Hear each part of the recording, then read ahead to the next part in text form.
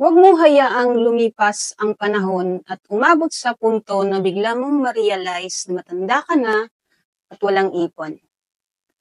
Kahit anong laki ng income mo ngayon, hindi permanente yan. Kahit anong dami ng natulungan mo, hindi garantiya na babalikan ka niyan pag ikaw naman ang nangailangan.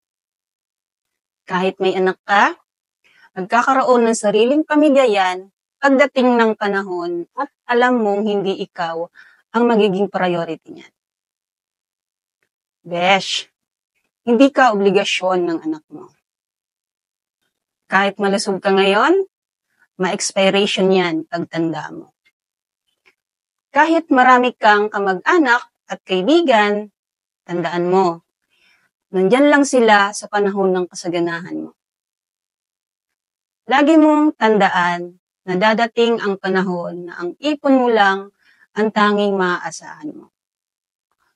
Besh, nandito lang ako. Willing akong turuan ka na paghandaan ng iyong pagtanda.